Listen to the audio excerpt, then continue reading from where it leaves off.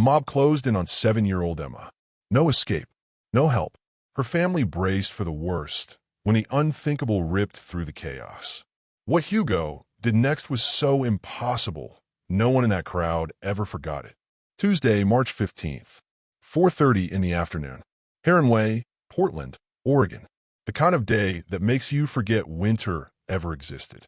Sunshine streaming through the Douglas firs, casting those long, golden shadows across perfectly manicured lawns.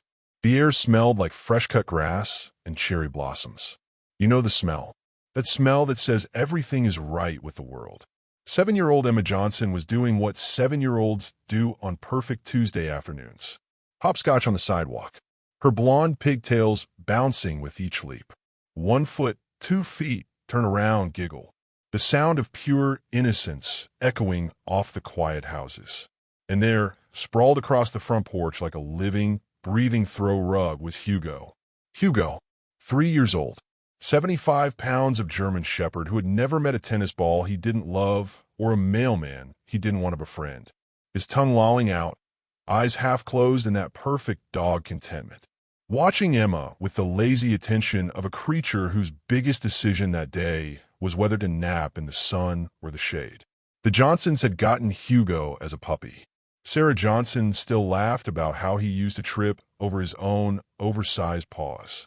How he'd whimper at thunderstorms and hide under Emma's bed. How he'd steal socks from the laundry basket and leave them as presents on their pillows. He's the biggest softy you'd ever meet, Sarah would tell the neighbors. Wouldn't hurt a fly. I swear, if a burglar broke in, Hugo would probably bring them his favorite toy and ask for belly rubs. The neighbors would chuckle. They'd seen Hugo at the dog park, letting tiny chihuahuas boss him around.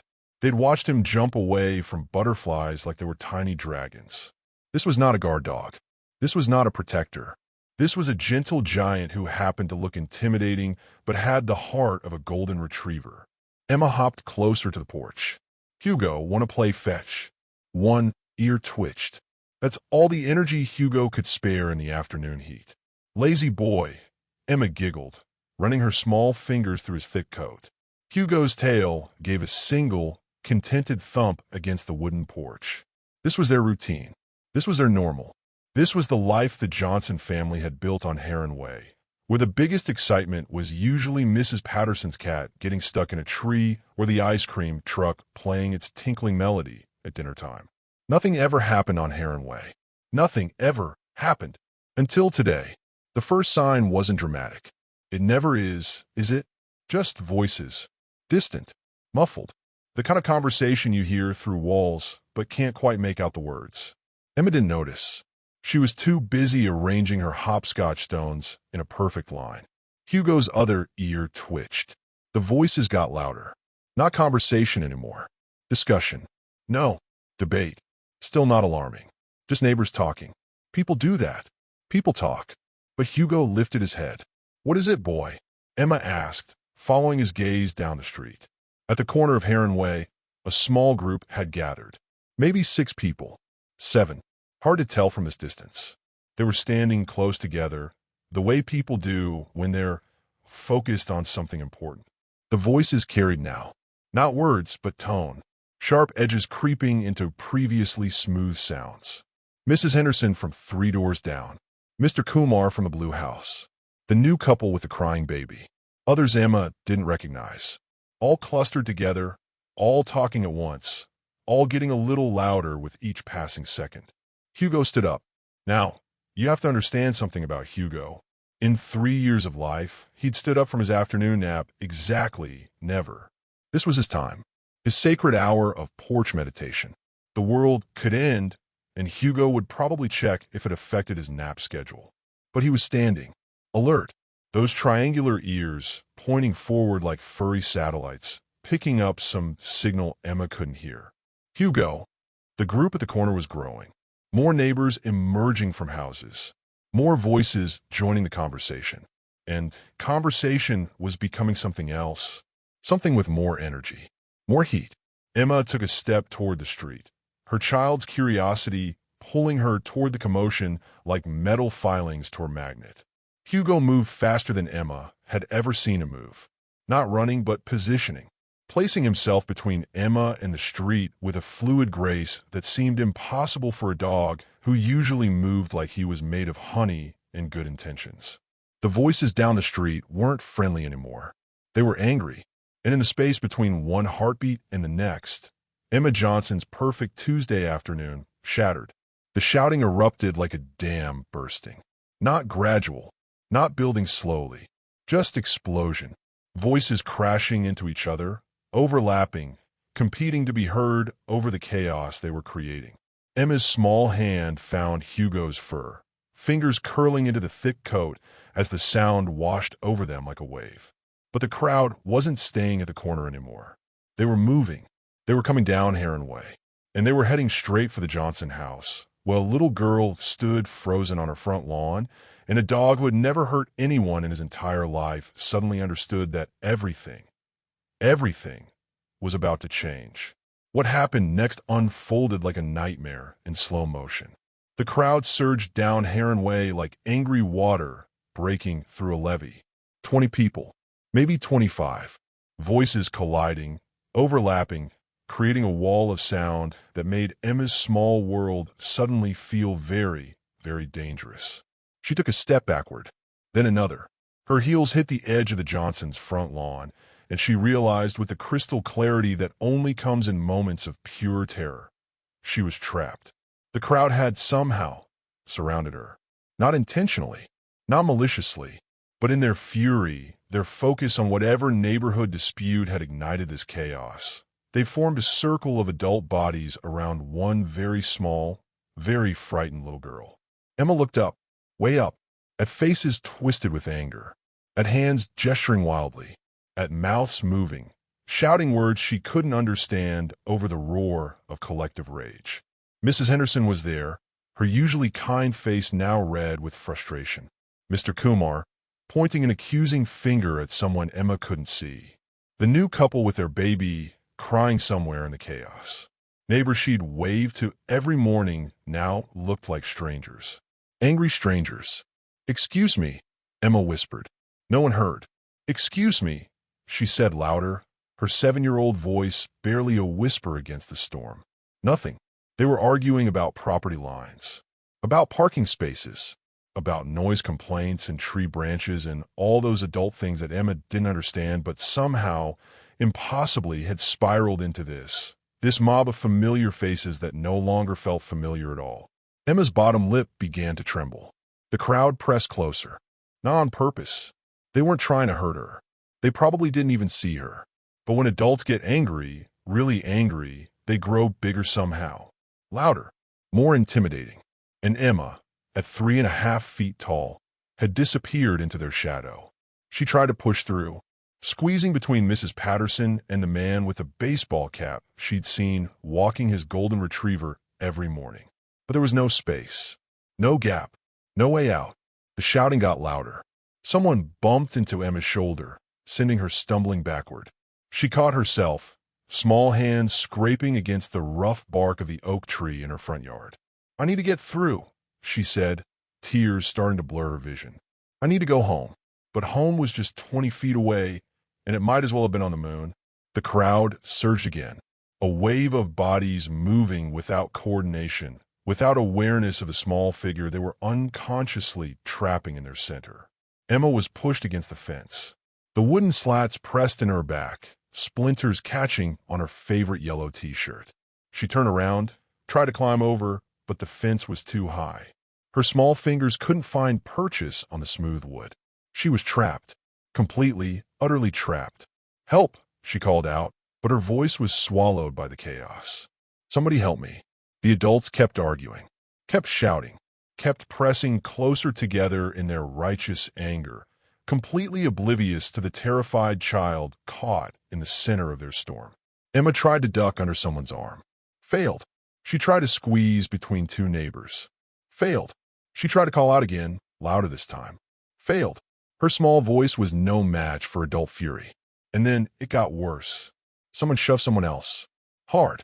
The crowd swayed like a living thing, bodies pressing together, and Emma felt herself being pushed down. Down toward the ground where adult feet shuffled and stomped without looking. She felt her knees on the rough concrete sidewalk, skinned her palms trying to catch herself. The pain was sharp and immediate, but the fear was sharper. From down here, the adults looked like giants. Angry giants with voices like thunder and hands that moved through the air like weapons. Emma curled into a ball, trying to make herself smaller, trying to become invisible. "Please," she whispered to no one. "Please, I just want to go home." But there was no one to hear her, no one to help her. Her parents were at work, her dad at the law office downtown, her mom at the hospital where she worked as a nurse. They wouldn't be home for 2 hours. 2 hours that suddenly felt like forever. The neighbors who usually looked out for her, who usually smiled and waved and asked about school, they were all here.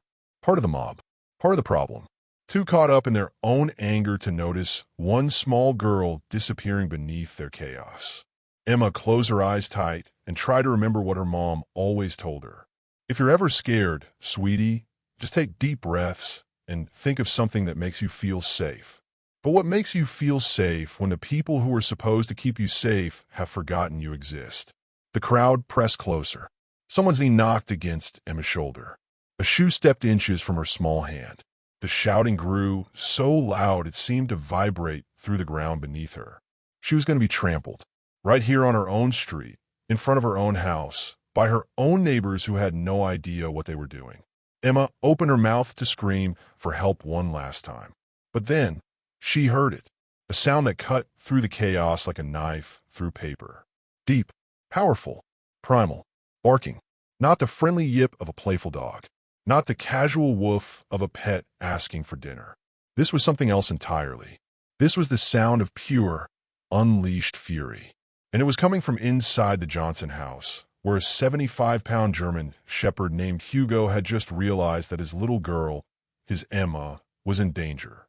Just when it seemed nothing could save her from being crushed by the very people who should have protected her, someone had finally heard her cries. But the someone wasn't who anyone would have expected. The front door of the Johnson house exploded open. Not literally, but the sound it made when 75 pounds of German shepherd hit it at full speed. That was the sound of controlled violence, of power unleashed, of something that had been holding back finally letting go. Hugo didn't run down the porch steps. He launched himself off them. For Paws left the ground simultaneously, and for one impossible moment he was airborne. A missile of black and tan fur, ears pinned back, eyes locked on target with the kind of focus that hunters recognize. That warriors understand. He hit the ground running. Not the bouncing, playful gallop Emma was used to seeing when Hugo chased tennis balls in the backyard. This was something else entirely. Something primal, predatory. Each stride covering impossible distance, muscles coiled and releasing like springs designed for exactly this purpose. The crowd heard him coming. That deep, booming bark that had cut through their argument now multiplied, echoing off the houses, reverberating in their chests. The sound of an animal that had made a decision and would not be deterred. But they didn't move. Not yet. 25 adults, caught up in their neighborhood drama, turned toward the sound with that lazy curiosity people have when something interrupts their focus. Like they expected to see Hugo trotting over to investigate, tail wagging, looking for attention. They had no idea what was about to hit them. Hugo didn't slow down. He accelerated, straight into the center of the crowd, where a small girl was curled on the ground, trying to make herself invisible. The first person Hugo reached was Mr. Kumar. Nice man. Had given Hugo treats through the fence just last week. Had scratched behind his ears and called him a good boy in that sing-song voice people use with pets. Hugo didn't care. He planted his front paws on Mr. Kumar's chest and shoved. Hard. 75 pounds of muscle and momentum sent the man stumbling backward, arms windmilling, eyes wide with shock. What the? Hugo was already moving. Mrs. Patterson next. The woman who baked cookies for the neighborhood kids and always cooed over Hugo's beautiful coat. Hugo lowered his head and used his body like a battering ram, pressing against her legs, forcing her to step aside. She stumbled, caught herself, stared down at the dog she'd known for 3 years like she'd never seen him before. Because she hadn't. Not like this. Hugo's hackles were raised. every hair on his neck and shoulders standing straight up, making him look twice his normal size. His lips were pulled back, revealing teeth that neighbors had only ever seen during yawns or when he was chewing his favorite rope toy. Those weren't pet teeth anymore. Those were weapons. The crowd began to back away. Not because Hugo was attacking them. He wasn't. He was moving them, hurting them, using his body, his presence, his suddenly terrifying bark to push them back, create space, clear a path to the small figure on the ground. Emma, he seemed to be saying with every fiber of his being. I'm coming for Emma. Mrs. Henderson tried to step back into the space Hugo had just cleared. Hugo whirled toward her, and the sound that came from his throat, that wasn't a bark anymore. That was a growl. Low, threatening. The kind of sound that bypasses your brain and speaks directly to that ancient part of your spine that remembers when humans were prey. Mrs. Henderson froze. The crowd went silent. In the sudden hush, they could finally hear what Hugo had been hearing all along. Soft sobbing. Small, frightened whimpers. The sound of a child in distress. 25 pairs of adult eyes suddenly focused downward, following Hugo's intense gaze to the small figure curled at their feet.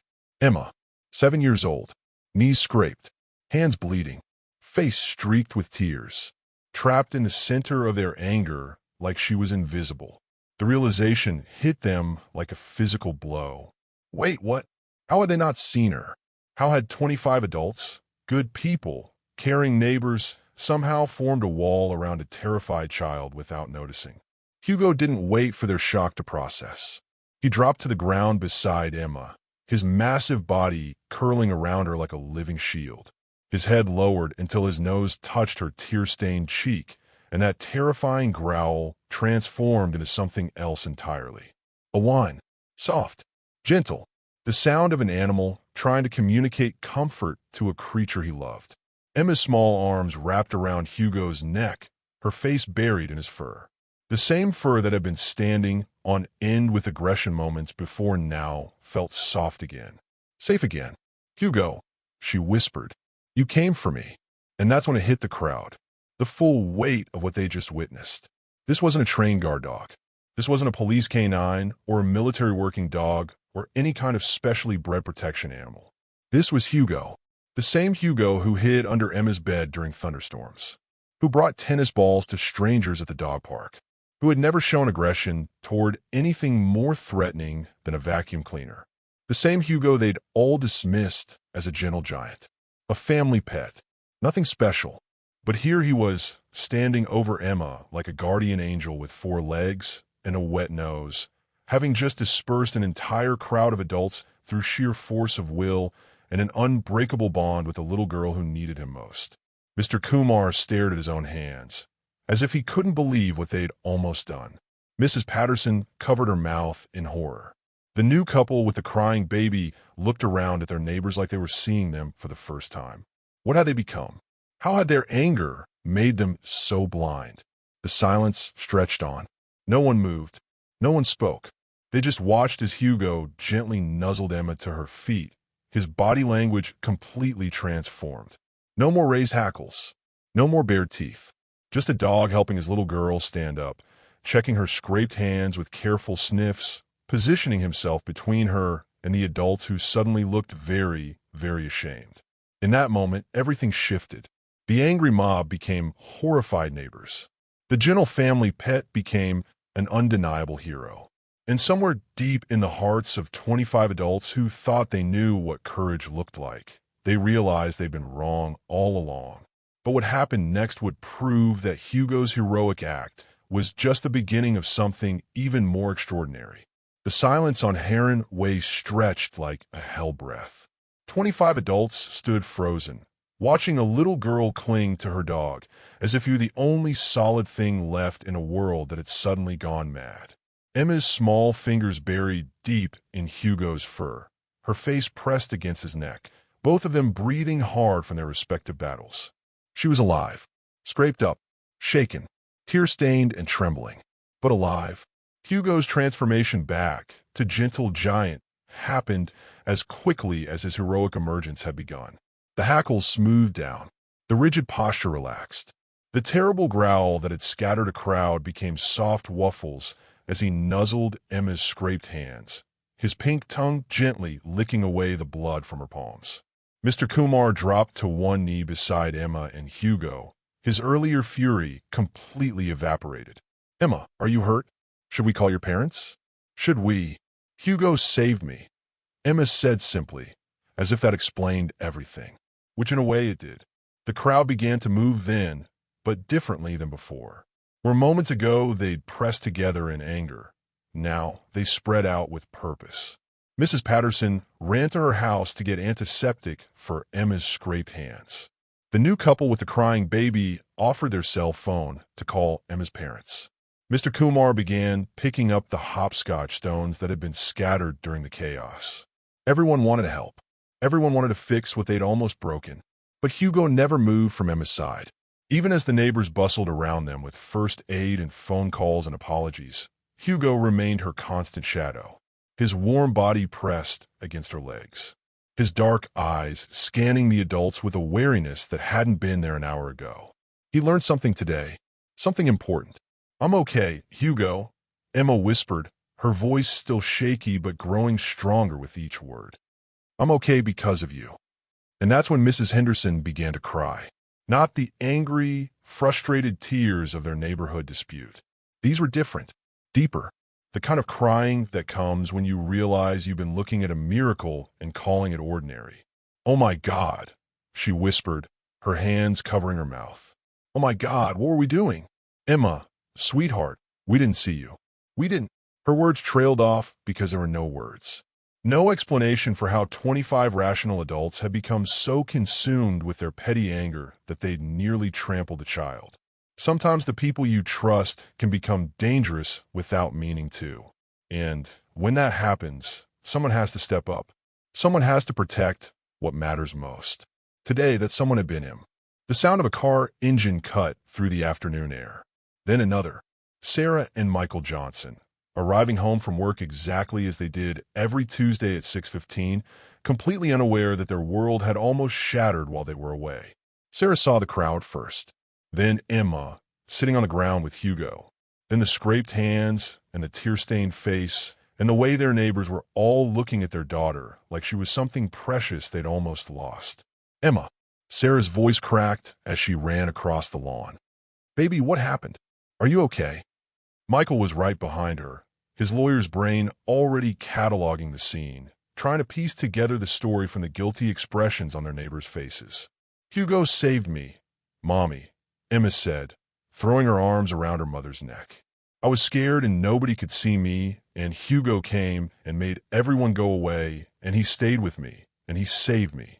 The words tumbled out in that breathless way children tell important stories, but Sarah and Michael caught every syllable, every impossible, incredible detail. Their gentle, lazy, tennis ball-obsessed Hugo had somehow become their daughter's protector. Mrs. Henderson stepped forward, wringing her hands. "Sarah, Michael, we're so sorry. We were arguing about the property line dispute, and we formed a crowd without realizing, and Emma got caught in the middle, and we didn't see her, and..." She couldn't finish. None of them could. How do you explain that you almost trampled your neighbor's child because you were too angry about property lines to pay attention to what mattered? Michael's jaw tightened as the full picture became clear, but before he could speak, Emma's small voice cut through the tension. "It's okay, Daddy. Hugo fixed it." And there he was, 75 pounds of German shepherd sitting calmly beside the little girl he'd just saved, his tail wagging slowly as if to say, "Just doing my job." Sarah knelt down and wrapped her arms around both Emma and Hugo, tears streaming down her face. "Thank you," she whispered into Hugo's fur. "Thank you for taking care of our baby." Hugo's tail wagged harder. One by one, the neighbors approached, not to make excuses, but to acknowledge what they'd witnessed, what they'd almost done, and what Hugo had prevented. "I've never seen anything like it," Mr. Kumar said, his voice full of wonder. The way he just knew, the way he charged right into danger without hesitation. He wasn't protecting property or pride, Mrs. Patterson added softly. He was protecting love. The afternoon sun was setting now, casting long shadows across Heron Way. The same street where, just 2 hours ago, a neighborhood dispute had nearly turned tragic. Now it looked peaceful again, normal, except for the 25 adults who would never again look at the German Shepherd on the Johnsons' porch the same way. Emma sat cross-legged on the grass, Hugo's big head in her lap, both of them surrounded by neighbors who had become something more than neighbors. They become witnesses to courage, to loyalty, to the kind of love that doesn't think twice about running toward danger when someone precious is in trouble. You know what I realized today? Sarah said, her voice still thick with emotion as she watched her daughter and their dog. We always called Hugo our pet, our family dog, but he never saw himself that way. She paused, looking around at the faces of their neighbors. He saw himself as Emma's guardian, her protector, and when she needed him most, when all of us adults had lost our way, he became exactly what she needed him to be. Michael nodded, his arm around his wife's shoulders. Sometimes heroes don't wear uniforms or carry badges. Sometimes they have 4 paws, a wet nose, and an unbreakable bond with the people they love. As the last rays of sunlight faded from Heron Way, Emma fell asleep right there on the grass, her small hand tangled in Hugo's fur. And Hugo, the gentle giant who had discovered he was capable of greatness, kept watch over his little girl as the adults around them quietly marveled at the miracle they'd almost missed. But this story, this incredible display of courage and devotion, was about to reach far beyond one small street in Portland, Oregon, because sometimes the most extraordinary acts of heroism happen in the most ordinary places, performed by the most unexpected heroes. And the world, it turns out, was hungry to hear about a dog named Hugo who proved that love really can conquer all. Hugo's story reminds us that true courage isn't about size or training. It's about love and the unbreakable bond between a family and their loyal companion. Do you believe animals can sense danger and act as true protectors? Share your own incredible pet stories in the comments below. We love hearing about everyday heroes with 4 legs.